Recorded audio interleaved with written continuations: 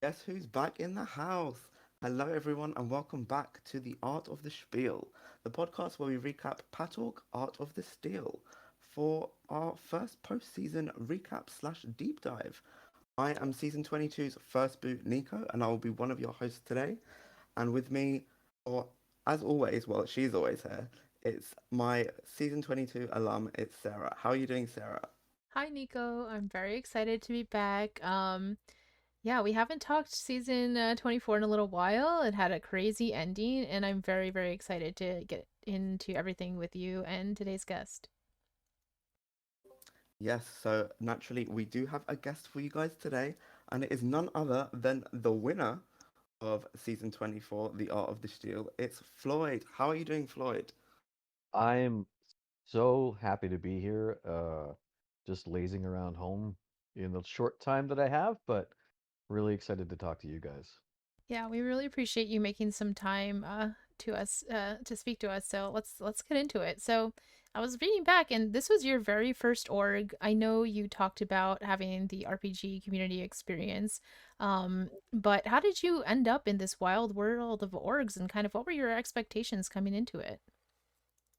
I left really, you know, Survivor Reddit is a strange place. Like, you can, a lot of people just kind of post the same thing over and over again, which I guess is kind of like a lot of, subreddits. But the Survivor Reddit, I feel like there's a lot more snark going on. Like, gee, give us a hot take on, you know, Russell's a terrible villain or whatever. And I left a snarky comment on someone's post for something.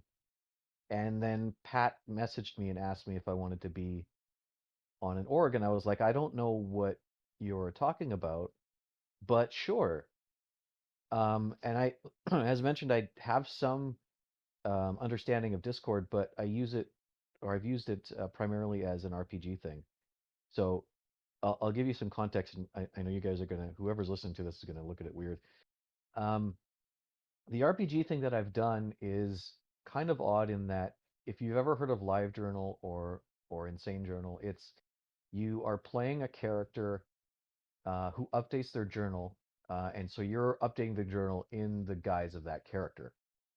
You're in a community of other people that are playing, other types of characters.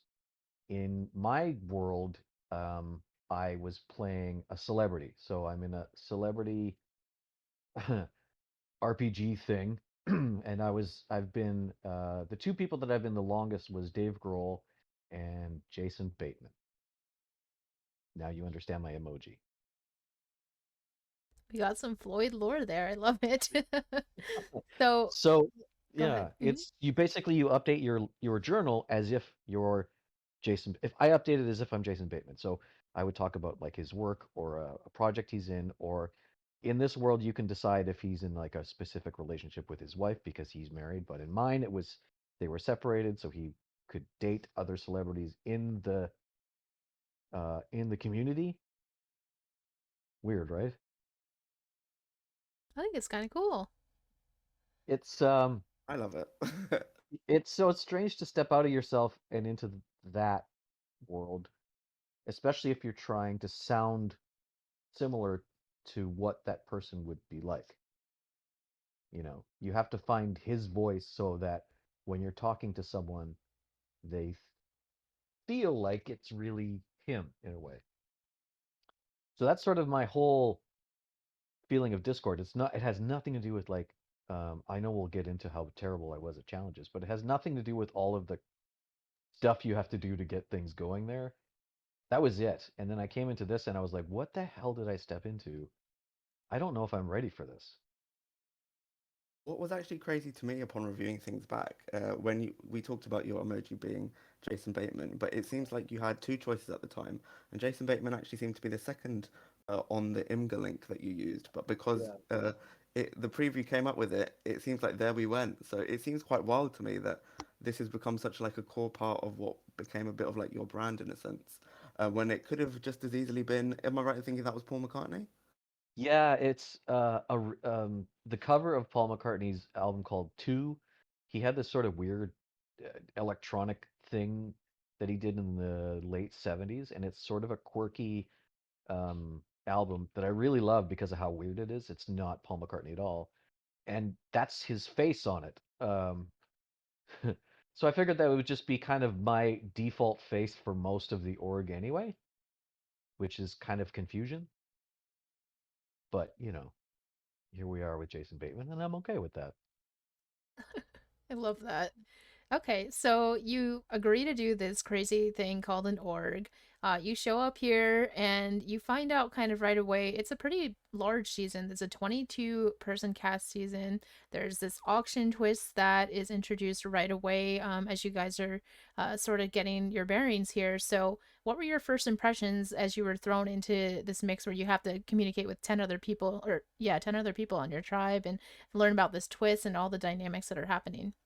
Well, here's the fun thing. I was given the links to the previous season as if to be able to go through it and sort of understand what was going on. But I said, you know what, screw that. I'm not going to do that. So I had no understanding of how many people there were going to be. How much is a regular season? Is this more than normal? Well, like a regular season of Survivor, it's usually mimicked after that kind of format, and I don't think they usually have 22 people, so it seemed like a lot to us when we got the cast reveal. Yeah, it did seem more than normal, but I was I enjoy the idea of going into a situation like this a little bit blind, so that everyone else who is kind of confused anyway, unless they've played an org before, and I felt like the majority of people I talked to had been in maybe one or had never done one. So I like the idea of the auction. I think it was really great. Um, and you know, so much of the time was spent, especially for me early on, of like, what do these things really do? Absolutely. I mean, coming into it without much, understanding of the sort of backstory of what's going to go on in an org, you don't know how truly it emulates the like experience of Survivor. So if you're looking at all this stuff, it can just be like, I see I'm doing challenges and I'm getting things, but um, you might not know what it all amounts to. I mean, in this case, it was a bit relatively kind of hush hush. We didn't know how the advantages were going to like be throughout, but I guess not knowing that that was an unknown in a sense because you don't know how much of this is a given must have just been like an added element of you just kind of having to figure things out as you go. Yes, I will correct you on one part where you said, I'm doing these challenges and this is what I'm getting. I didn't do very well in really any of the challenges, so I didn't get much. I think I made it past the merge and still had almost my original amount, or something a little bit more than that. I think you start with 500, and I think at one point I was at 640, and I had been bidding on things over and over again. I'm like, I'm just going to throw everything at it, knowing full well I wasn't going to get it because other people were doing better than me on the challenges. I'm like, whatever. Eventually, I'll get something. Yeah, so did that create sort of another level of like having to strategize around what potentially these items could be since you weren't able to purchase them yourself? Yeah, and the one I ended up purchasing was what DeLuca and I thought was going to be an immunity idol, I think, or was it an extra vote? I think it was an extra vote we thought it was going to be. But the one that I ended up buying was where I got to pick two of the challenges within the final immunity challenge. So it really did, or the final four, sorry. So it really didn't do anything like I expected, and it's not like I did well at that either. So she had donated money to me to make sure that we would win it, hoping that we could use it to, get the two of us further. Because at that point, which I know we'll cover again, we assumed that it was going to be DeLuca, but yeah, it ended up being something completely different. But so, I kept all that money for something that really didn't work out for me challenge wise. Yeah, that was kind of not to like tease you, but it was kind of funny considering, obviously you'd spoken about your challenge performance, and then for you to get this challenge related advantage, it kind of was like kind of go figure. Um, but you mentioned about how you considered that it might be an idol or a sort of steal a vote or something. What was it that made you think that? I think was yours the one that was titled Swing? Am I right in thinking Yeah, that? Yes, it was. And there was something about the wording in it that made me believe that it could be like a last ditch idol or a knowledge is power type of thing. But Absolutely. it I mean, sorry, carry on. no, that's okay. But it I never in a million years would have thought that it would have something to do with like adding or being able to pick things within a challenge. Yeah, so for me, when I saw the word swing, you do kind of think of like we've got the vernacular in the sense of like being a swing vote or like being able to like, swing things, you think of being able to change the tides of things quite dramatically. I suppose in a sense being able to pick the challenges can do that, but I can understand what maybe you're like not sort of most enthusiasm when you found out what it was. So a bit of a shame in the end that's what it was, especially so close to the end. But hey, I mean, in the end, you got the job done. So I suppose it's all part of the perfect storm that was kind of this season in a sense. Yeah, I think got it done to a little bit to spite myself or something like that. It was a whirlwind last few days, but going back to the idea of the auction, I think it's really, really good. And that's coming from someone who honestly had no chance for 90% of it. So even I like it still. So that means it's still cool, I guess. I don't know. Okay, that's good to know. You get the Floyd thumbs up for the twist of the season. We love to see that. Um, so in these early days on Louvre, it seems like you connect with best at first Brian and Hunter. So what was it about them that, sort of what was the appeal and what were your thoughts strategically on that initial tribe? Brian came to me first, and it was all about my emoji. He talked about we talked about nerding out for Jason Bateman, and so we kind of just went that route, and we got along really well really quickly. He's just a easy guy to talk to, and so I I I went into this season.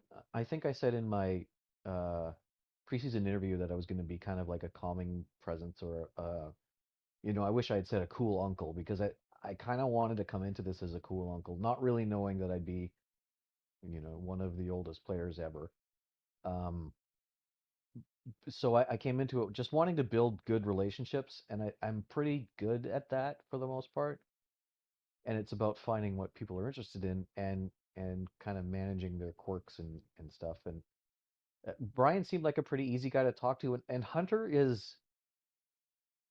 reminds me of someone that I know, but I don't know who that is. He's like a little bit hilariously, sweetly high strung, and also like really, really darkly funny. Um, he and I could, you know, poke fun at other players in ridiculous, stupid, goofy ways, and enjoy each other's comedy. And he's also really warm and sweet. And he was the first person that I told about my wife's situation, and he took it like so warmly and with such great care that I think that endeared me to him immediately in a way that uh, made me want to work with him. So whenever we would talk game, we had the effect of being able to sort of calm each other down. So if if I was like, this needs to get done, or he was the same, the other person would be able to be like, okay, let's think of this logically and sort of do it that way. So we kind of hooked onto each other really fast. Yeah, I think that was apparent from both of your confessionals. Hunter especially was like very invested in you. Like I said, I think you talking about your personal life is very endearing to them as well. Um, And we sort of see like this consensus vote heading towards Nick at the first vote of the season here on Louvre, but then we see Adrian sort of unexpectedly leave the game. And this target on Nick is something that you sort of continue to focus on even into the swap, then of course the merge. So can you talk a little bit about how that target came about and how did Adrian leaving the game affect things as well in the tribe? Yeah, Nick, since after talking about the game, after the game ended and talking with him just a little bit, um, I I don't think he realized how he was coming across to people. But in those early days, a lot of Survivor, both within org and on TV, is about building relationships finding people that you can trust and not only talk game with, but also, you know, you're going to be around these people for quite some time, so you want to at least um, understand what they need as people. And Nick wasn't doing that. He was very aggressive and short, and he wasn't coming to me to ever talk anything but game. And the way that he talked game was more like, uh, I don't think he meant it this way, but it very much came across as like, I'm better than you. We're doing this. And like I said, I've never played an org before, but I've worked with people for 20 some odd years. And like, I know what I don't like. And I don't like someone coming to me and telling me what I'm supposed to be doing. I want to figure it out with you. So I tried really hard in those early days to at least get something out of him personally so I could kind of like be on the same level, but that didn't happen and it became really frustrating really fast. And I think for me it was like, well, I'm just not going to work with that guy. So if you're not going to work with someone, you immediately want them just to get out of the way. Yeah, that's completely understandable. So we see, we have Adrian leave, and then the next vote ends up being Conrad. So how did this come together in your eyes? Yeah, the Adrian thing was weird. I know a lot of people found it, probably you guys too, found it odd that we were like wanting to keep her, even though she was gone for like a weekend. Yeah, we were I all think, praising her amazing social game. She was yeah. completely absent, yeah. I think the thing was when she was there, she was really sweet and like everyone wanted to call her mom. But, you know, so that's kind of where it went on anyone else, right? It was like, well, who do we not want? And that's, I think, where it started with Nick. The Conrad vote, God, this all seems like so long ago. God. Sorry, the Conrad vote, I think, was um, a power thing. I think Conrad had similar abrasiveness in his um, conversations with people as Nick, but Conrad seemed more like a together player. Like, sure, you know, he would tell people specifically what he wanted, but he was also like a sort of better strategist and could be open to stuff. And when you're a group of like 10 and you're looking at the people that you want to work with, and there's aggressive people around who feel like they're also running the tribe, which I think is where Conrad came in, you don't want that early. That never works in general Survivor. That head who thinks they want to run things, if they're doing it, in an aggressive way, they're going to be gone quick. Yeah, from our point of view, I think it seemed like Brian pushed that vote a little bit, because Yeah. yeah, he had gotten bad vibes from him based on like some miscommunications essentially with forming an alliance. But then you have your first blind side of the season when you lose Brian at the next vote, which is, you always remember your first blind side. So how did this go? What was the fallout like from all of this? Yeah, Hunter and I were pretty surprised. I know the talk around camp was that he had an idol, and I think the hardest part for me was knowing that I was pretty close with Brian, or at least semi-close with Brian. Brian, if you're listening to us, where was I? Um, I didn't know he had an idol, and I had to tell pretty much half the tribe afterwards, because quite a few people came to me and said, like, look, we know you were, good with Brian. We're sorry, we thought he had an idol. And I don't think everyone believed me that I didn't know, and I really had no clue. He never let me in on it at all, ever. So for me, in my head, I'm like, well, do people think that I really knew? Because how do I convince someone that I don't? I could tell them it in person. If I think I said this to Tom the most, like, God, if he could see my face, he would know. I'm like, I would have swapped over there. I would have voted for Brian had I known, but I didn't find out until quite some time later that he really did have one. Yeah, I think he had immediately decided he wasn't going to tell anyone when he found it, and he found it very impressively fast, which is really cool to watch in real time. But he wasn't going to tell anyone. He's a major org vet, so he knows to keep that information to himself, I think. Um, so you're blindsided there, and you lose one of your closest allies, and then you're swapped away from other potential allies. And you are put on a tribe here with Danny, DeLuca, uh, Justin, Chris, Talia, and unfortunately for you, Nick as well. So what were your thoughts initially heading into that swap, and once you saw who you were going to be working with? My whole game changed because I had gone from being pretty tight with Brian and Hunter to not being around either of them.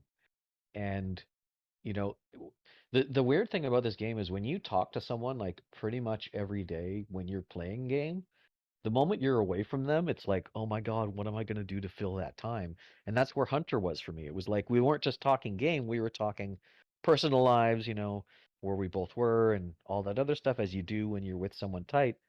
And now I'm like, okay, well, someone has to replace him because, I need something here.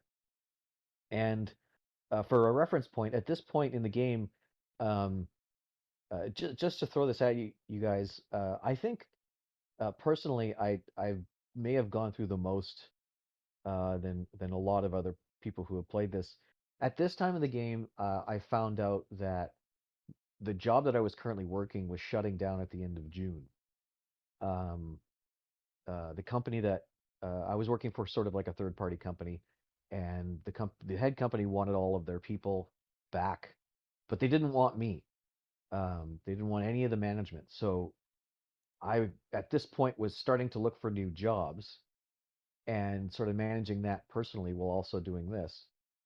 Um, so it was kind of strange, sort of also getting to know new people again while also looking for a job. But came around to DeLuca really fast. And the strange thing to me was I had worked with Justin before, and I know he was sort of an early look for a vote out, specifically based on his time zone, which I always thought was kind of ridiculous. Um, but it sort of made me start talking to Justin and Talia and sort of navigate who these new people were. Right. We definitely see you're connecting with DeLuca, talking more specifically with Talia and Justin at this point. Um, and but you guys don't have to go to tribal here, right? Yeah, you end up winning the challenges. So unfortunately, you see an ally and Hunter leaving on the other tribe right before we end up merging. But do you think anything else that happened during this swap period is particularly informative towards your endgame or anything like that we should talk about? Yeah, yeah, Hunter leaving made me, I think I used a really sad Jake from Brooklyn Nine-Nine gif then. But another thing I think during this time was when Chase had to leave because of a personal issue.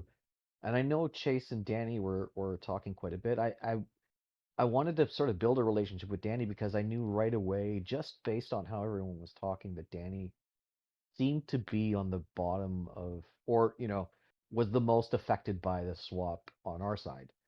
And so when Chase left, it was like his number one leaving. And I went to him right away and said, like, look, I'm sorry this is happening.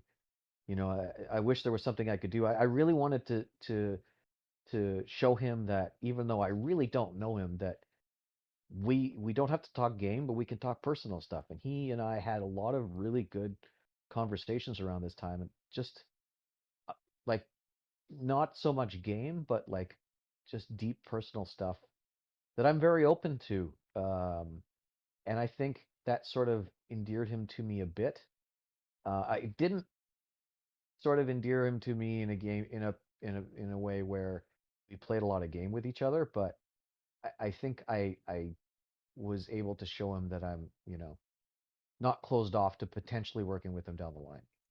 Um, uh, my relationship with Chris was interesting in that he seemed to fit like a big brother role, or like someone you could rely on to be the sane person when you're going crazy. he likes to talk about money a lot, and I'll tell you what, I had a debt consolidator a couple of years ago, so money is not my thing. Um, so every time he would talk about it with me, I was like lost. I'm like, oh yes, okay, um, thanks, Dad. But other than that, we we got along okay. So I think I was okay. And the one other thing was I kept trying to talk to Nick, but I felt like at this point it was a lost cause, and I was talking to Talia, trying to get information from her that Nick wanted to do stuff. So she, to me, at that point was like, you know, I don't know how she was doing it, but she seemed to be the one that could at least tell me where he was because I had nothing. One question I have is, so obviously you guys do manage to avoid tribal in this swapped tribe. Did you get a sense of what would have happened had you guys had to go? I feel like it would have been Nick or Danny, um, because they were sort of both, bottom respectively. Um, I'm pretty sure it probably would have been more on Danny than on Nick, and at that point I was starting to get frustrated for the fact that I couldn't get Nick out. I was still struggling with like being just sort of grumpy that he wouldn't talk to me or wouldn't even just like be a personal person, you know.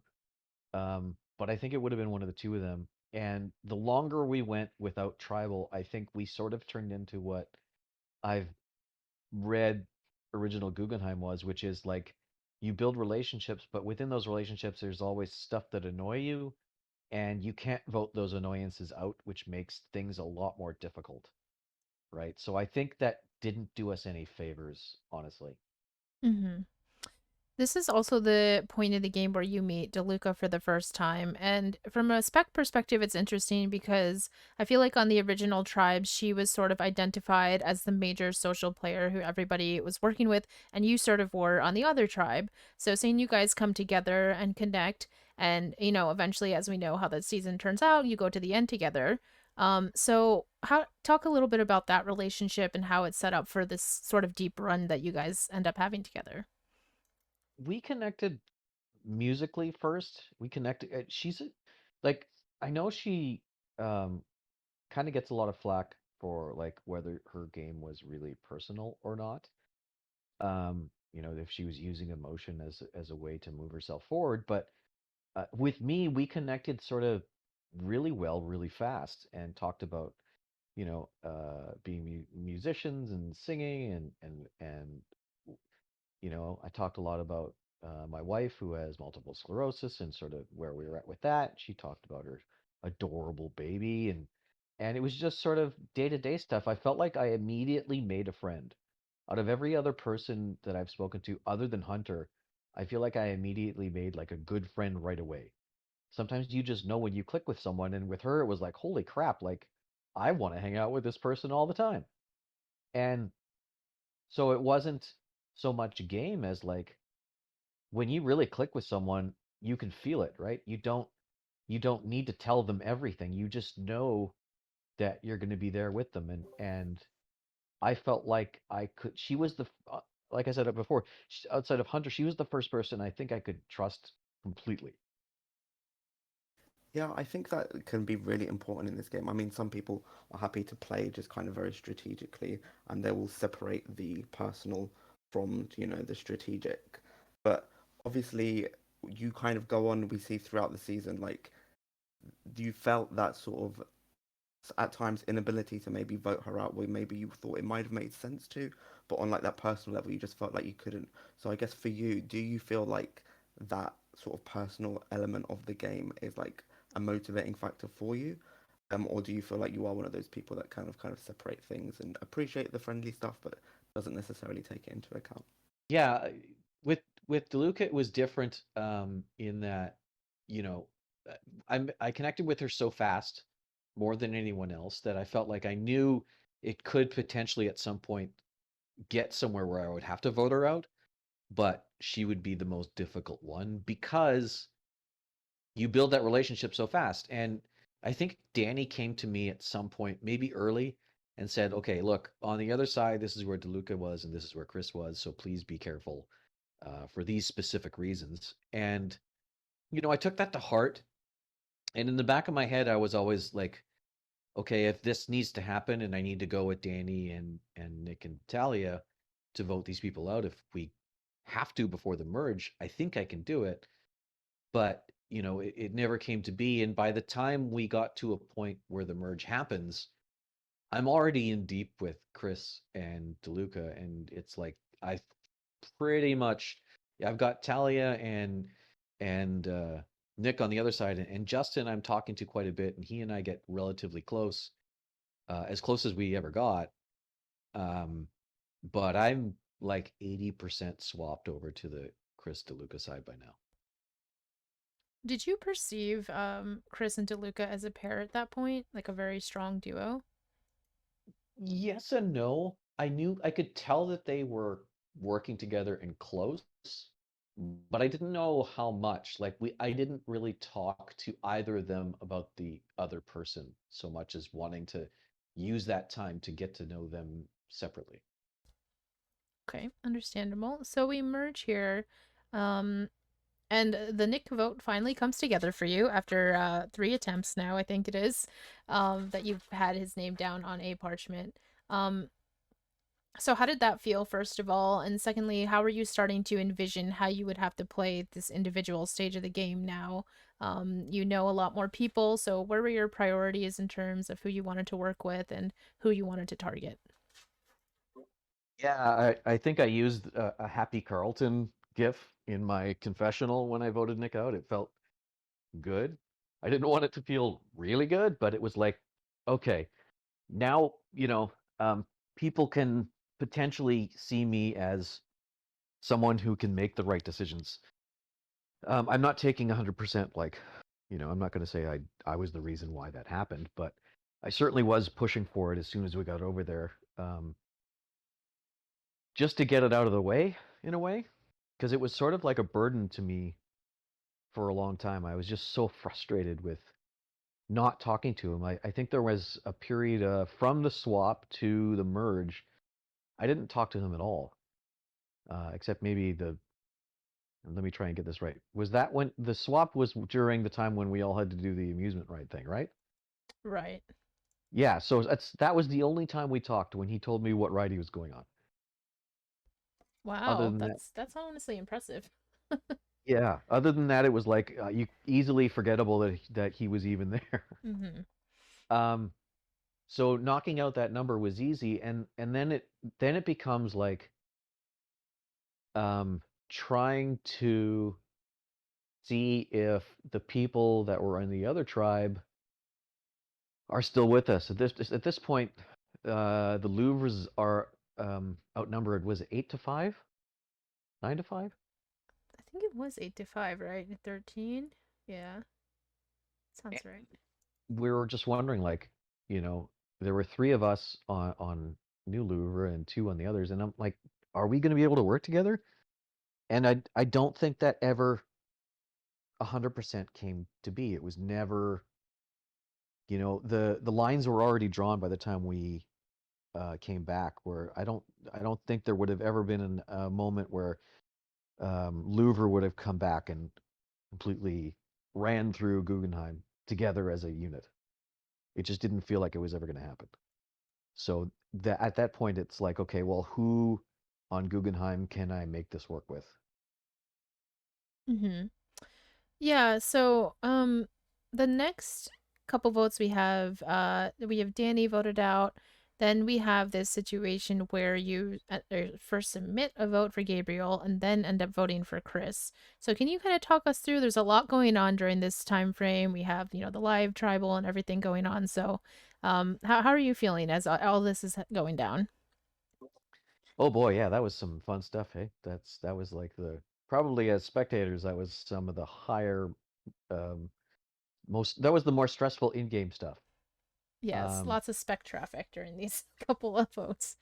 yeah, the day where it got shut down there, after everything started to happen, it was kind of a nice day. I like cuddled with my wife and we watched TV. I kept checking in just to see what was going on, but it felt weird to sort of be shut down. It made me feel like one of those seasons of Survivor where they take everyone off the island because there's a hurricane, and they never show like where they put them for the overnight. I always assumed it was like a giant warehouse or something. They just give them cots and they're not allowed to talk. I assume that's sort of where we were. Um, but that whole situation, I think, actually made me closer to DeLuca than I was, because I was messaging her a lot saying like, look, this isn't really like it's a strange situation to even talk about, because I don't, while I feel like I kind of know most of the story, I also feel like I don't, because it's so specific to how all three of them felt, that I really just wanted to.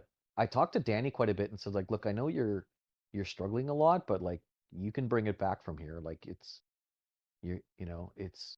He even said it a couple times, like this isn't me. This isn't the me that I want to be. And I kept going to him saying like, I've seen the better you, and I hope you can find it. Meanwhile, I'm telling DeLuca like, look, this is a lot. Like I step away if you need to. The game will be here tomorrow. Do what you need to, and make sure that it's better for you. And like I just wanted to be there for the everybody, because it was really awkward and everyone was so upset. And then the whole live tribal thing happens, and it just kind of gets worse and worse. And it's like at some point I talked to Joey, and I don't remember who else. I spoke to someone else about thinking like, if this is how it's going to be, then I don't want to be here. Like this is like watching your parents fight and being a kid, and just like, I'm not here to be in the middle of this. So I'm just gonna be quiet and wait for it to be over. Yeah, and I apologize. I think I scrolled too far, so I definitely skipped a few votes here. But this was certainly one of the more tense moments in the season for specs and players. Obviously, it was just very uncomfortable all around and really unfortunate, some of the things that were happening in terms of the communication. Um, so Danny goes out, and then you have the Gabe to Chris vote switch here. And you say in cons, now I'm playing just to get as far as I can with the people I think I should be there. So can you talk through like the thinking here and the fallout from this vote? Obviously, ends with Joey being pretty upset with you. So everything that went into to this vote switch here, where you end up voting for Chris. For a while, I think just as we were merging and a little bit for the votes after Nick, I felt like I wasn't playing my game anymore. I felt like being complacent without having any votes on our New Louvre side, for me, was almost like stepping on the brake. Like I was really in decent game mode, and then there was nothing. And I felt like it was so much easier to not have to worry about it, because Chris was kind of doing everything. And I started getting frustrated because then people were, perception is reality, especially in Survivor, and people were seeing me as someone who was just going to do what Chris wanted. And while there is some accuracy to that, if anyone at any point had come to me and said, like, let's do something together, I would have done it. The original vote, um, I think it was the Danny vote. Was it the Danny vote where Chris played his idol? Yes. That started the whole conversation about potentially blindsiding Chris started with Danny and I. It was Danny coming to me saying he wanted to figure something out, and I could kind of tell where he was going, but I was the first person to say, like, seems like you kind of want me to be the, target for us to potentially have Chris play an idol for me, or assume that it's going to be me voted out so we can switch it on him. And I was ready to do that, especially because of how frustrated I was. I felt like I was just not the person I was wanting to be, or that I had been early in the season. And at some point during that conversation, Danny said, hold on, the vote's changing. and then it was silent for me. Like, and I think that was also silent for Chris. So I think that's kind of why he knew to play the idol. But um, and it was extra frustrating because I was resigned to just feeling like, well, if no one is going to, you know, come to me with what they think I can do, I'll just sit here and see how far I can get. Yeah, we weren't seeing a lot of activity, I feel like, in a lot of the Alliance chats during this time, except for the Rainbow Road Alliance, which was Danny, Gabriel, and Tom.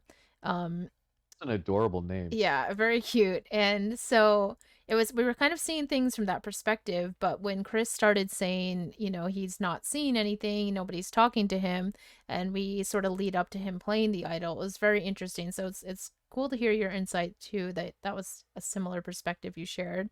Um can you talk a little bit about the fallout from the Chris vote, and especially with Joey, what happened? Oh, so that yeah. Just before we do that, can I just circle back quickly about the Justin vote? Yes, Because I think I yes. need I to put know that you in. said this was the first vote that you really didn't feel that good about, so I'd love to hear about that too. Yeah. Yeah, yeah. The Justin sort of Tom situation to me, I think, was also part of the reason why I was so frustrated because it was like I was told that Tom was coming back.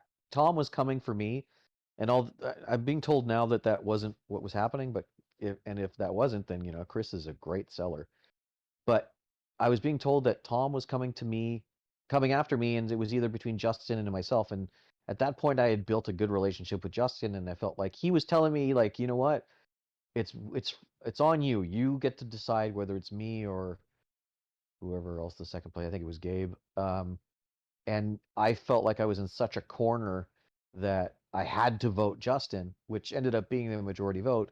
And immediately afterwards, Tom came to me and was like, "Oh boy, that was really hard. That sucked." And in my mind, I'm like, "Dude, you know, from everything I was told, it was you that did it. Like, don't come to me and say, 'Boy, that was hard,' when my perception is you did it. Like, leave me alone." And then after that, I sort of pushed Chris at the beginning, like, we need to go after Tom. He's wishy-washy. He's all over the place. Just a quick side note: Tom and I had a conversation on one of the earlier votes. I think it was either Jesse or Conrad, where um, we had to convince. I think it was Jesse, where we had to convince him to sort of flip so that he could vote that one out. And it was me, Andy, and Tom, and I had a Bluetooth toque or cap on, and was driving to go meet a friend. And we talked for about half an hour. And so for me, like, I didn't have a lot of video or audio chats, but they were almost always with Tom, and he always wanted like video or audio chats, which I think is a cool thing. But for me, in my situation, it just never really worked out. And so by the time I found out about the Justin thing, I was just so annoyed. And I'm like, ugh, can we just get Tom out? Like, I just don't want to have to deal with him. So after that, it's like now I'm sort of giving Chris a few ideas. I've given him Nick to vote out. I've given him Tom to vote out. I've followed him with Justin, but I'm like not able to get out from under where people think that I am. And um, I know people are kind of seeing me as just like his lapdog, but I wanted anything. So when it comes to the Gabriel vote, I'm still stuck in this place of like, well, it's Gabriel because I'm being told it's Gabriel. I'm just going to follow along and, eventually maybe I'll get some time to play, but this isn't it yet. And then Gabriel came to me. He and I got along pretty well, by the way. We talked a lot about music, which I guess we'll get to in a minute after, his vote out. But um, it took him and Talia like it was a half an hour before um, the time where votes close, and I had made this Inspector Gadget related Gabe parchment, which I later found out he would have had no idea what the heck that meant anyway. And I kept telling him, I voted, I voted, I voted. And then Talia and Gabe are both coming to me, like basically saying this could be a big move. It's the right time. Chris was on vacation, or he was like, his phone was out of service, so he wasn't around. And it dawned on me then, this is one of the only votes I had spoke to with my wife. I had been telling her like throughout the game, like, here's where things are, I'm making relationships with people, and she knew some of the people and who I was frustrated by or who I liked and all that other stuff. But this was the only vote I talked to her about. And in that last half an hour, um, I was saying like, here are the reasons for both. And she's like, you need to follow your gut, but I think you need to do this, because you can at least try and play again. Because as I said in my jury speech, at this point, I was not telling her as much stuff that I had been before because I just sort of felt like, meh, I'm a number. So I quickly made a new parchment and changed it to Chris. But again, it took Talia and Gabe like 20 minutes to convince me. So I commend them on being patient enough to get me to do that. Yeah, it was a very dramatic vote, partially waiting to see if you were going to flip or not because they were telling us in their cons that they were trying to get you to. Um, and so do you think that was ultimately the right decision for you there? Yes. Okay. Yeah. Even I think I would do that 100 times. Hmm.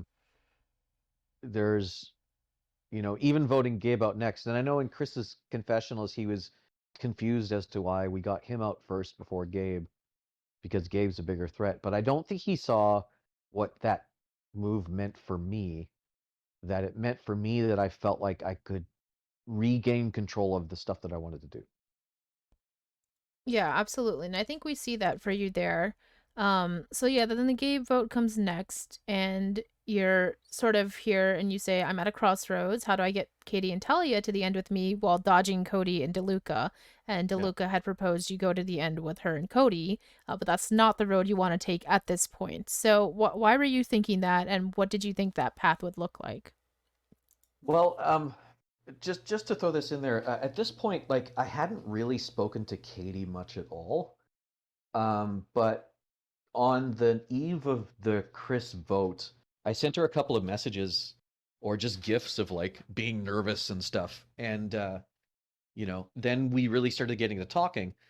And I didn't know Katie's game at all, but I felt like if I looked at all the people that were left, Talia, Katie, and myself seemed to have played the most similar games at that point, right? We'd each made maybe a couple of decent moves or gone in the directions that we had, but Gabe, Cody, and DeLuca were clearly people that had made bigger moves, had friends on the jury, and had played a more all-around game. So when it came to the Gabe vote, I just had to trust my gut, thinking that I could get you know anyone but Cody was really my idea.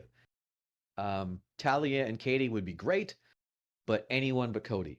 And I promised Gabe at some point that if he was going, that I would make him a playlist, because we've been listening to so much of the same kind of music.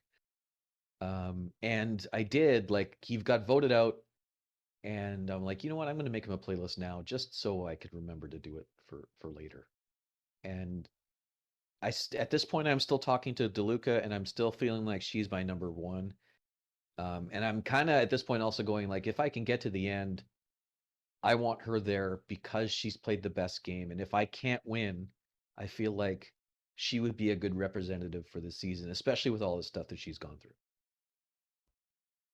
Yes, absolutely. So this ultimately leads to this sort of dramatic final four vote where you and DeLuca tie against Cody and Katie. Here, you guys vote for Katie, and it goes to a fire making challenge.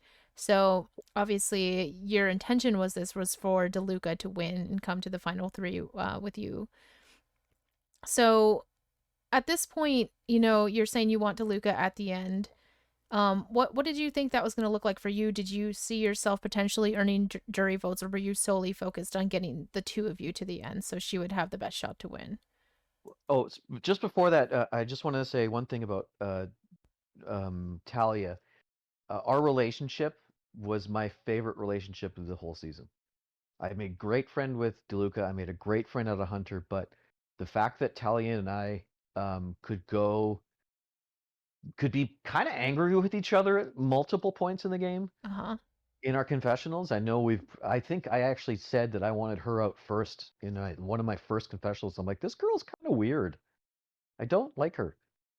But the longer we went along, the more we sort of opened up to each other, and we had the weirdest relationship in that we were outside of the Chris vote, we were never on the same side on purpose. We would always talk regular bull crap, and then the vote would happen and we'd be quiet, and then the vote would be done, and then we would come back around and talk. And I think that was the kind of the coolest thing, that it was almost like so separate that we would never talk game, but we would always come back. Even if we were pissed at each other, we could still talk. So I really liked that. And I think the thing that she said in one of her messages to me after the vote coming, like she knew I was voting her out and said, she understood it. And I think that speaks to sort of where her and I were at the end, in that we could at least have that conversation of like, I'm sorry, you know. Getting to Final Four, yeah, the whole fire making thing. I think DeLuca was very scared that she wasn't going to be able to do it, and it was the only time where she felt like uh, scared or concerned that I might not go the way I was saying. At this point, I had already started. I had already written on a Google Doc. If I had been voted out, I knew what I was going to say. I was kind of changing it every time. Um, and I had already started making parchments for everyone, just in case. So I had a parchment for everybody. Um, and at that vote, I wanted Talia to at least think that on the 5 vote, I wanted Talia to at least think that I was voting with her. So I showed her my DeLuca parchment, and she used it, which is hilarious. Oh, did Uh, you? Okay, yeah, interesting. that Star Wars one, I had edited it, so I was going to put Oh, DeLuca. Yeah, that was right. mine. That's so And funny. That was your parchment. That's yeah, yeah. hilarious. I thought she just stole the like concept. I had no idea she literally used it. That's that's amazing.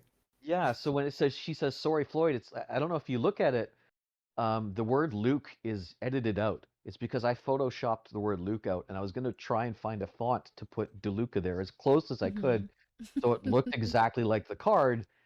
And then she put it right on top, and I was like, you couldn't. I put that space there. Um, but anyway, sorry. We get to the final four, and DeLuca's concerned that I'm gonna flip and vote with Cody, but I my relationship with Cody was never strong enough. He was very specifically oriented on where he wanted to go. He always knew where he wanted to go, and I don't think the conversations I ever had with him were to the point where it was like, well, what do you want to do? It was always like, well, okay. He would say like, I'm going this way because of these reasons. So I was never really with him in that. I was always like, gonna talk to everyone else. And I had to make sure that DeLuca knew I was always going to vote my Dawson's Creek Katie parchment, because I liked that one. And I felt like she was going to be such a great winner. Um, so there was never any doubt in my mind, and there was doubt on her end. And, you know, I kept telling her, just trust me. And she did. And, I think it was a weird move. I thought, had I lost at the end, I know I probably would have gotten worst move of the game for that. But for me, she was the only person I couldn't separate emotion from game. Why do you think that is? Sorry, could you say that again? Why do you think that is? I think we had just built a really good relationship. We just talked every day about life. And, you know, um, at this point, um, just after the Talia vote, was when my wife was hospitalized. So the Talia vote happens, and I think it was that night, or it was either that night or the next night. No, it was that night. that my wife was hospitalized. So um, I'm lucky that I had all of the parchments ready to go because I was in the emergency room with my wife, who at like 3 or 4 in the morning, trying to figure out. Now, I never put this in my confessionals, and I never talked to my wife about it, but with her being as bad as she was, I seriously considered quitting because I felt like navigating her being in the ER, and trying to play this game, especially with how intense it was getting for a final um, four, would it even be possible? And I think if she was in the ER any earlier, where there were like 10 or 15 people left, I wouldn't have been able to do it. But because there was only 4 of us left, um, the time frame was easier. So, you know, we do the vote. I talked to my wife about it because she needs anything to distract her from where she's at. And I tell her the reasons why. And the tie happens, and I'm like nervous, and she's asleep. And then the tiebreaker is happening, and uh, sorry, I'm getting a little emotional here. So DeLuca wins, and my wife, she tries to give me a high five. Now she has multiple sclerosis. She's got a blood infection at this point. We're in like day 2. We haven't had any sleep for like 24 hours. And she tries to give me a high five, and it's the weakest high five.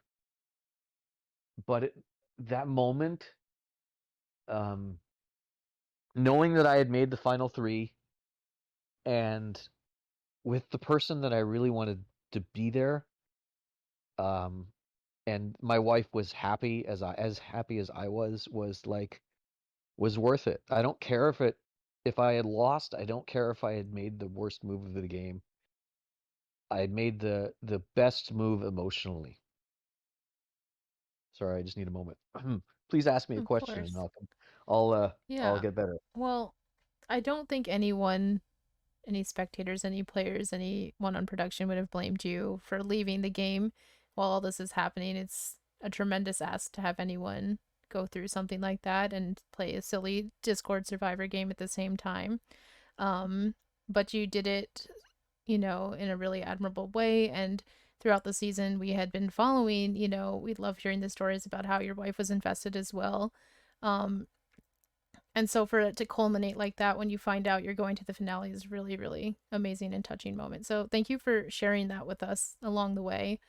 Um, and when you get there, did you expect to make final tribal council? At what point did you realize that this could be a reality for you? I know you talk about the Chris vote as being sort of a turning point in your game, when you started to take some control back. So was that the point where you really started to focus on the end game and how you would get there? Well, no, because I think I failed at every single challenge. I have to say, I was the worst challenge person this whole season, bar none. Anyone out there who's played this season and is shaking their head saying, no, I was worse, go through my confessional. I was like last or second last uh, on any individual challenge or award pretty much every time, except for the final 4, where I think I was the closest to Chris and I still needed 10 minutes. So I being in the final 3 was weird because I felt like, I had gotten just a bit of my game back, but it was too late, you know?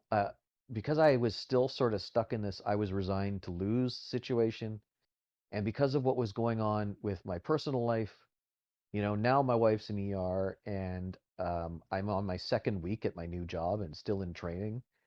What is my new job gonna do? Like, am I gonna lose this job while I'm in ER? There's so many outside of the game things happening that it took a while for me to realize that I was like, oh my God, I need to write up like a jury speech. Like, what the hell? How did this happen so fast? Um, so the night that it was the final 3, I started writing my jury speech, and uh, my wife was asleep. I think it was like 4 in the morning um, on day two. I think I had gotten like an hour of sleep, and I was like, you know what? Going into this, like, I need them to know that um, it's an emotional time in my life. My idea was I need you guys to all know where I'm at. At that point, I hadn't told on the final four votes. I think maybe even on the final five vote, I hadn't told anyone in the game that I was in the ER. No one knew, and I didn't. The reason why was because I didn't want anyone to potentially use that situation to vote me out. Because I was thinking that if Justin could have gotten potentially voted out for being in the wrong time zone, I've got this huge event happening, and it might be like them just thinking, let's vote him out so we can focus on his partner. And in my head, she kept telling me, like, you deserve to be here. I'm going to give you the time. I'm just going to sleep. Like, I'm not feeling well. So do what you need to do. So when I wrote my speech, it came across as like being resigned to lose. And I kind of was. I was happy with third. Um, I was kind of proud of third because the last couple of votes were outside of the Chris vote. I just felt useless. And I know that that's like attached to my personal life. I know that's where it was coming from, but I wanted to show that I still was who I said I was in the beginning, which is a completely open person. I didn't think I was going to get votes based on my play. I knew I had a good social game. There were only maybe two or three people I wasn't talking to the whole game. I tried at one point to talk to everybody, but I felt like compared to DeLuca and Cody, I I wasn't in the same stratosphere, and I was okay with that. I was okay with the idea that I got uh, to follow DeLuca there. I got to be like by her side because I felt like she deserved it more than I did. What was your assessment of the jury individually going into final tribal? I know you said you would be fine getting third place. That was sort of what you were resigned to at that point. But obviously, there had been some very tense moments throughout the season, some that DeLuca was involved with specifically. So, did you think that the jury was going to unanimously reward her for her gameplay? Did you think it was going to be a close vote between her and Cody? What were your thoughts heading in just about how the votes might play out? I think I thought it would be close between the two of them. I think anyone that sort of had any association with Danny probably wouldn't have voted her. But at the same time, Cody seemed sort of like aloof. He was winning immunity challenges, but I, at least in my perspective, he seemed just sort of like not as much there as a normal winner would be. Like a normal Survivor winner has like I don't know how to explain it. They've got all three facets, and they might not all be the same strength, like that, but they've got everything that the social, the strategic, and challenge beasts. They're all kind of there. But for him, it was like there was only two, and I feel like DeLuca was a much more well-rounded player than he was. I just figured it would be close because anyone who was mad at her would just vote him. Hmm. And I don't think I could track who was who. Yeah, it was a really interesting tribal council to begin with, I'll say. Yeah, DeLuca, she definitely had her detractors on the jury, and Cody seemed to have a good handle on the questions at first. We know things sort of went downhill. So from your perspective, as you're watching these questions being answered and asked, and you start to see like a shift in some perspectives potentially by jury members, at what point did you kind of realize, because I think you did, it seems like you did, that maybe you had more of a chance to win here than you came in with? Yeah, I think that I started to realize that once I was getting like uh positive interactions after responding to people's questions. And again, when I was doing this, it was that was another night of like 1 hour of sleep, and I was watching everything kind of happen here and there when my wife was sleeping, and I couldn't answer everything. So I was seeing Cody and DeLuca answer questions, but it was strange when you like want to be a part of it, but I really couldn't. She was in such a state that I was basically having to watch her, or if she was awake, I needed to be there for her. So my real plan was like, I'm gonna get like 2 hours of sleep tonight and wake up and type for as long as I can, and I'm going to tell everyone everything. If they're asking me something specific, I'm not going to beat around the bush.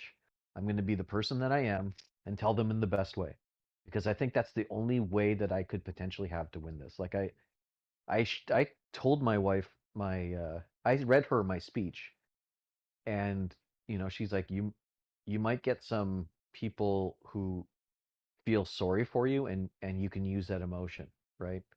Which is kind of what I wanted to do the next morning. I woke up with a sense of like, if I'm going to try and answer these questions, I'm going to do it for her. I want her to know that I did everything I could to just finish this off as best as I can.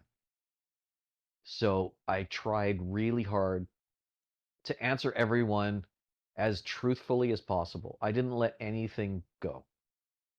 Even with Nick, I felt bad for Nick because, we've talked a lot about how I just did not enjoy his game, but his message threw me for a loop because he like talked to me about my game, and then at the bottom he said, he was wishing my wife and I well and hoping the best, and it threw me like it. For I said to him like I was surprised because I never got that from him during the game, and had I got it, we would have been different. But my whole strategy there was just to be honest. Cody was kind of being aloof again. He was sort of being a little generic in the way he answered things. And I think DeLuca was struggling a little bit with sort of the more difficult questions. Um, I know her and I had a back and forth about how Danny Danny's comments were a lot more aggressive, but you could tell how mad he was. And I just took those as like, you know what, if he wants to know, I'm going to tell him. So my big thing was be 100% open and honest and accept what people thought of me, and just, give them back what they were giving me and be as good as I could. I honestly think that was like really to your credit as well. Like, while you're saying that you came in kind of not necessarily expecting to get votes or to win or anything, I think the fact that you did, in a sense, like drop that, because I think in Final Tribal, it is a performance. Like people try and be what they think a winner is supposed to be, and I think because you kind of, to an extent, dropped a bit of like pretense, you were so just like real and authentic and just human, and I think that really spoke to a lot of people. Where while some people might have been unhappy with maybe this Final Tribal, I think that was something that made it easy to want to vote for you in absence of like being enthusiastic about any of the choices, knowing that obviously they were you were kind of being real with them, and I think that was you. Like we like to see people playing to their outs to an extent, and you were playing like the Floyd game. You were being you, and I think that was just really cool to see as a spectator personally. So I think definitely credit where credit's due as far as doing what you could. Absolutely. Thank you. I know at some point I remember reading that Danny was, saying to me like, "Why are you here if you don't want to win?" And I was honest and like, it's not that I don't want to win, it's that I don't feel like I can, but I'm still gonna do the best I can. Like coming into this, if Danny knew where I was emotionally, both in and outside of the game, I think I would, you would be hard pressed to find anyone to put in my situation and feel like you just had the energy to do it, you know? And So I just had to be real, and I think Justin's comments to me really woke me up, and then Gabriel sort of did the same thing, and I was like, okay, if these two guys really believe in me, then why the fuck don't I push for this and see if I can get a little further? We definitely saw that renewed sense of like enthusiasm from you. Obviously, you're operating on very little sleep, with a lot of other things going on. So it comes down to, we end up with a tie vote from the jury, and it comes down to Cody's vote. So what did you think he was going to do in that spot? Well, we all know what happened with Cody, and I know I've read. The weird thing is reading back people's confessionals and seeing that they were sort of reacting to it the same way DeLuca and I were. We're like, at one point, DeLuca and I said to DeLuca, like, "Are you okay with being a winner, out of spite?" Because at some point, we both felt like he was just gonna take this. We both were like, he's answering the questions good enough. He's played a good enough game where he's been the source of power, and and then when that happened, it was like we both talked to each other and said, like, I think we just made final two.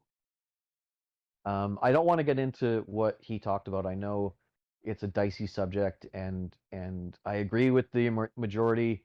I feel like it was a little out of line, and I think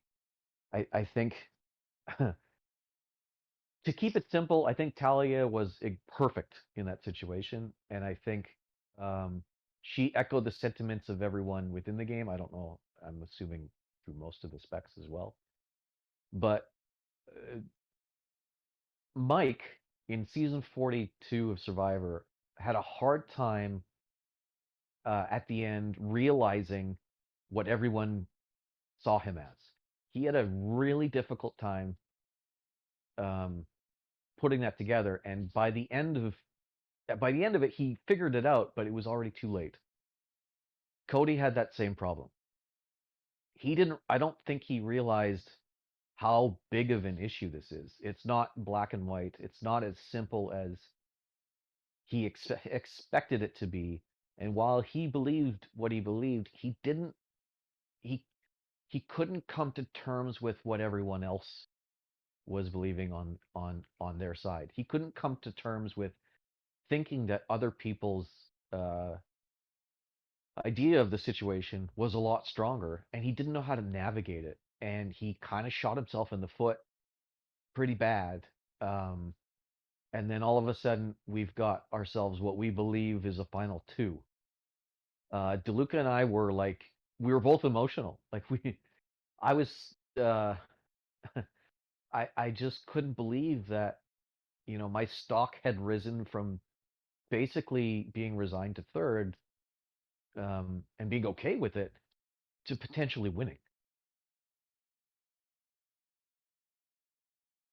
Yeah, and that trajectory is exactly what we experienced in Spec Lounge as well.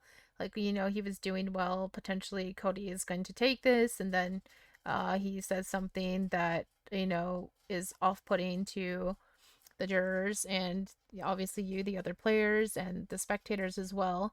Um, and we sort of see the pieces coming together for, the Floyd victory that eventually happens. And it was really interesting, and I think Nico said at the beginning of the podcast, it really is the perfect storm of events. Um, and so it was a very dramatic finish to the season. We see the votes coming in one by one. It's tied. Cody's vote is going to decide the winner of the season, and it does. And so, you know, now that you've had a few days here to sort of reflect a bit, how is this all settling with you? I am still surprised. I am still over the moon. I'm still shocked um, at how it all came together. Had you told me at the beginning that it would have ended this way, I would have told you you were a liar. Uh, I don't think part of the whole thing that makes it even more emotional for me is because throughout this whole period from Final Four onwards, with my wife in the hospital, and at that point we had still not really understood the severity of what was going on, and that she had a blood infection, but we didn't know her timeline. And so um, even just having a sniff of potentially, winning was overwhelming. And uh, it was honestly really, it was really difficult to sort of keep my mind in check and be like, okay, this could happen, you know? I kept telling her, like, this, you should see what's happening. So I was reading her stuff, and I'm like, I could maybe win, and this could really happen. And it's DeLuca and I both said to each other, like, we're both so thrilled that what we wanted finally happened. And I told her flat out, like, I know, with the third place vote, we all throw ours in. And I told her flat out, I made a parchment based on the Look Who's Talking movies. So it said, DeLuca's talking. I was so proud of I love myself. that. It That's looked cute. so nice. Um, and she had a Pink Floyd parchment ready to go. But who knew? I did not expect Cody to vote for me. I honestly Hmm. didn't. I did. I know based on what happened during that council, or that tribal council, and all the fallout from the jury stuff, he hasn't really been online, and I kind of don't blame him. Like, if your views are your views there, um, it's hard to, come back and feel like you can be a part of the whole um, universe when you sort of feel like um, you're a goat now. I guess I'm hoping he's okay, and while his views are very, very different from mine, and for most of the people there, I just hope he's all right, and I hope he's come to terms with sort of what happened there. But I hope at some point I can ask him why he voted for me over her. I mean, they were on the same tribe from beginning to end, so I still don't know what he saw in me that he didn't see in her. And I think that's why I was so shocked. Like, I was so, like, gung ho about, if I win this, I'll say so many cool things during the reunion voice chat, and I just completely broke down. My wife was asleep. She wanted to be awake for the thing, and she woke up because I was, like, making weird cry noises, and I told her that I ended up in seventh place. Yeah, we heard that. Yeah. But like, the outpouring of congratulations and emotion and stuff was and is so overwhelming that it's been a ray of sunshine in a dark storm cloud. And I know the whole PatORG community, is happy that that has been able to provide that to you because, we really appreciate how honest you've been in your cons with us throughout the season. We've all gotten very invested in your story. So to have this be the result and to have it be, a light for not only you, but for your partner as she's going through all of this is really, really heartwarming. So who knew a silly Discord game could provide a little bit of fulfillment in that way? So I'm very, Yeah, very pleased. I yeah, it's been really, really good. I don't know how soon I'm dying to play again. I Wow, don't know how soon it already. Yeah. Yeah, I don't know how soon it'll be, and I know I'll Yeah. probably be an early vote. I probably won't make the merge or whatever. Too big of a threat. But yeah, but oh boy, it's been such a crazy journey that it's been so fun having her with me on this ride, and having people be so warm and caring. I said this in my jury speech, that the difference with here and real life is um people generally see me as a conduit to understanding what's going on with my wife Danielle, and I don't fault them for that. But it's easy to get lost in the feeling like I'm not as important, and it's a weird feeling to have when you have someone who's got multiple sclerosis as she does. But in this game, I was able to be me for the first time, um, as much as I wanted to be, and like be a music nerd and tell people about bands that are honestly ridiculous, and talk about stupid movies, and Justin's Parchment that had both Jason Bateman, Tron, and my favorite movie about a horror movie with that's an elevator that kills people. Like it, you know, I feel like I just made 200 friends, and I cannot be more thankful and more feel more better than anything else. I just I can't even put it into. I've just rambled for 2 minutes. I'm sorry. No, no, don't apologize. I don't think anyone had a negative thing, even close to a negative thing to say about you all season, Floyd. So it's all very well deserved, and honored to have you as part of the PatORG community, honestly. So I'm thank you just for happy to giving be us your here. time.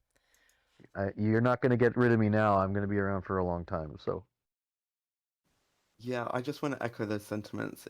It's such a nice kind of. I will say it felt like a bit of an odd season at times. There was a lot going on. There are lots of different elements that were really quite emotional. So I think this being like the way that everything's come together is like for me really nice. Like the warmth you talk about receiving, I think is a reflection of what you kind of give out yourself. And I haven't seen anything but like just admiration, adoration for you. So it's been honestly a real pleasure to hear from you today and just throughout. Um, so yeah, I just wanted to kind of echo the sentiments and obviously wish you and your wife well through everything. Um, yeah, it's just really nice to hear that this has been able to offer something positive, and that obviously that I can imagine there are a number of times where things would have been like into question about if you wanted to continue on. Um, but it's good to hear that you're taking this as a positive experience and that you're even thinking of playing again. So with that in mind, is there anything like off the top of your head that you feel like if you were to play again, you immediately are thinking, okay, I'm going to do this differently, or this is what I've realized is a strength about me, and I'd like to continue. Yeah, anything you've got on that sort of stuff. I appreciate that, and I'd like to thank everyone who has sent me well wishes and sent my wife them as well. It's been overwhelming. It's hard as a caregiver to sort of accept that because um, for me it's all about her, right? So I want her to sort of get all of the love and care and praise, but it a caregiver forgets to care for themselves, so it's easy for me to deflect. I know Gabriel was really good in like telling he kept doing it, and I kept saying like, "Oh, gee, thanks," and then I changed the subject, and he kept telling me like, "No, please accept it." So I appreciate everyone who's done that, and if I deflect, please know that I it's nothing against you. It's just it's hard to hear that sometimes. Future game things, it's funny. I forget what I had said this to someone in one of the chats, and I said, I wish, because I listened to your pregame assessment of me, and I had said in a chat recently that I wish I had played to what I had said I was going to be in the pregame. And someone said, "But you won." And I'm like, "Yeah, but." That was me. Oh, that was you. Yeah. Okay. I'm like, "Yeah, but." I said that I was going to try and be a calming presence. And I think uh, there were a lot of times where I got too into my own head. The whole swap right up to mid merge, I felt like I was just so frustrated that I couldn't move. And I don't know why I didn't try harder to get out of that. I think I was just resigned to just be a number. And I know that's not the game I wanted to play. So I think if I play again And when I do, because I know I'm the Bob and Talia is the sugar, and this is, that season of Survivor, I'm totally cool with that. Maybe I'll buy a bow tie. Bob's never played again, but I will. Um, I just need to get, my personal life sorted first before that happens. But I think I need to just sort of trust my gut more and rely less on other people, because I didn't do that enough. When I did, it was the right thing to do, but I didn't do it enough, and I need to be confident in my own game because people were saying during the jury at the end, like, you played a good game socially, and I really didn't feel like I deserved that praise. But if multiple people are saying it, then I mean it's got to be true. So I just need to trust myself more, and I think maybe I'll do more better. Absolutely. Is there anything, I don't know how much if you've had a chance at all to go back and read things in Spec Lounge. I think that, when they were voted out, I would say Brian and Hunter were probably your biggest fans and advocates during in Spec Lounge throughout the season. So love that. Yeah. But you did have a lot of support in Spec Lounge as well throughout the season if you ever get a chance to read through some of it. Is there anything you want to say to the people who were supporting you throughout? I I did kind of do that thing that you do where you search your own name, but I didn't go so far back. I kind of just wanted to see how everyone reacted to sort of like the dip from my jury speech through to the win. And it was almost um like going through it all again because you could kind of feel like going down and everyone feeling terrible to, oh my God, could this happen? And I appreciate everyone who felt like my being real um, really spoke to them. That's what I wanted to be in my confessionals. I know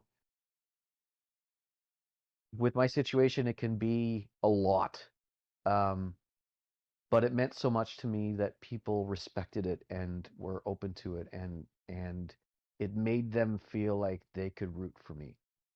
Um, Hunter made me cry, that asshole, after being so happy that I won because he actually told me on like one of our early days he thought I could do it. He thought I could win, and I was like, you're crazy. But um, the outpouring of care of love is great. I'm so thankful, and yeah, I will play again, and I hope I play the same game where I can be respected in that way. Fantastic. Well, thank you again for agreeing to do this. Obviously, you're very busy. You're only home at certain times, but I'm sure the PatORG community will be very excited to hear from you postseason. Very excited that you've been, active as much as you can in Spec Lounge for season 25 as well. So looking forward to continuing to connect with you there, Floyd. But thank Yeah, that'll you be so fun. much again for being here today. This has been a lot of fun and really insightful. Thank you for letting me blab on so much. I appreciate it so much. You guys are doing great. If you ever need someone to blab and make your episodes longer, please reach out to me. I'm sure we can have a lot of fun, and I appreciate what you guys are doing. Oh, and I was supposed to say something really really Canadian for Katie, but I don't know what to say. Do you guys have any ideas? Oh gosh. Can I talk about toonies and loonies and poutine and $2 bills? Yes, yes, all of those things. Absolutely. Okay, here we go. I would like to thank all of the people out there who appreciate how I played this season, and I hope to meet some of you in the future seasons of Survivor. Brilliant. Perfect. Yeah, well said. I don't know how you could have made that, to coin your phrase, more better. So I think that's a great way to just, top this off. It's been such a pleasure speaking with you, Floyd. And with both Um, of you guys, thank you. yeah, so thanks, obviously, Sarah, like doing, the Lord's work through this stuff again. It's been nice to get back on this after a while out. But yeah, I think this has been us. Any closing thoughts from you guys before we sign off? I'm just gonna, blow my nose. So you guys made me cry a little bit, so I'm good. You too, Floyd. Yes, vice versa. Yes. All right. Thanks everyone for listening. Thank you both for helping us do this again after a while. And yeah, this has been the art of the spiel. Thanks, everyone. Bye.